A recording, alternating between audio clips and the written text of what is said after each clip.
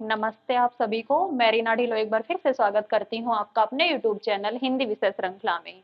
तो भाई इससे पहले मैंने आपको अनुसंधान के अर्थ के बारे में और उसको हम कितने प्रकार के आधारों पर कर सकते हैं उन प्रकारों के बारे में बता दिया था। तो जो केवल मैंने उनके नाम बताए थे, तो जो आज उनके प्रकार हैं उनको हम डिटेल से पढ़ेंगे। तो सबसे पहले जो प्रकार था वो था हमारा परिणाम के आधार पर। परिणाम के आधार पर अनुसंधान। तो इसको भी हम तीन भागों में बांट सकते हैं। सबसे पहले आ जाएगा हमारा मौलिक, उसके बाद आएगा हमारा व्यवहारिक, और तीसरे नंबर पर आ जाएगा क्रियात्मक। मौलिक में हम क्या पढ़ते हैं? मौलिक में हम अपने ज्ञान में विस्तार करते हैं। आपके पास जो भी ज्ञान है उसमें हम इजाफा करते हैं, बढ़ावा देते हैं, उसको उसमें वृद्धि करते हैं। तो मौलिक में ज्ञान में विस्तार या ज्ञान की वृद्धि, एक ही बात है, ज्ञान को बढ़ाना।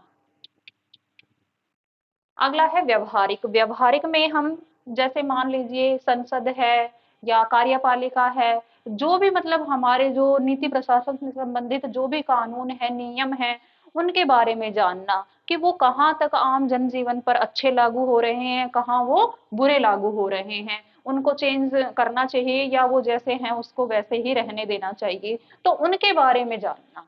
तो यहाँ व्यवहारिक में क्या आ जाएगा? नीति प्रशासन के सिद्धांतों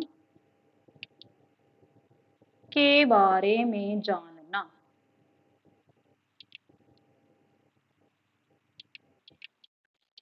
ठीक है कि भाई उनको वैसे जैसे वो हैं वैसे ही रहने देना चाहिए या उनमें कुछ चेंजमेंट होना चाहिए। तो वो जो चीजें हैं वो हम व्यवहारिक में जानते हैं कि भाई उनमें बदलाव होना चाहिए, आम जनजीवन इन नियमों से, इन कानून से परेशान है। तो वो जो चीज हम खोजेंगे, जानने का प्रयास करेंगे, वो व्यवहारिक में आ जाएगा। अब आता है क्रियात्मक। देखो इसके नाम में ही क्रियात्मक अर्थात कोई भी कार्य करना। जब हम प्रैक्टिकल कोई काम करके देखते हैं, कोई भी हम समस्या को जानने का प्रयास करते हैं, तो जो प्रक्रिया अपनाते हैं उसमें सुधार करना। अब मान लीजिए कोई भी एक गांव है या शहर है, उसमें हमें ये जानना है कि वहां बेरोजगारी कितनी है, गरीबी कितनी है और उसके क्या कारण हैं। तो ये जो तीनों चीजें हम जब उस वहां जाएंगे तभी तो हमें पता चलेगी। हम गांव गांव शहर शहर घूमकर ही हम उन जो वो आंकड़े हैं उनको इकट्ठा कर सकते हैं। तो क्या करेंगे इसमें हम? समस्या समाधान की प्रक्रिया में सुधार। ठीक है, तो भाई मैंने ये परिणाम के आधार पर जो और हमारे जो तीन भाग होते हैं, प्रश्न में मान लीजिए पूछ लिया जाए आपसे कि मौलिक अनुसंधान किस आधार पर अनुसंधान का एक भाग है, तो वो परिणाम के आधार पर है और उसके अंतर्गत आता है ज्ञान में वृद्धि, व्यवहारिक में नीति प्रशासन के सिद्धांतों के बारे में जानना, और क्रियात्मक में समस्या समाधान की प्रक्रिया में सुधार करना। जैसे बेरोजगारी है, गरीबी है, उनके कारणों का पता लगाना और उस समस्या को दूर करने का प्रयास करना। किसमें आएगा? क्रियात्मक अनुसंधान में। तो आशा करती हूँ जानकारी आपको अच्छी लगी होगी, और अच्छी लगी है तो वीडियो को लाइक, चैनल को सब्सक्राइब कीजिए। धन्यवाद।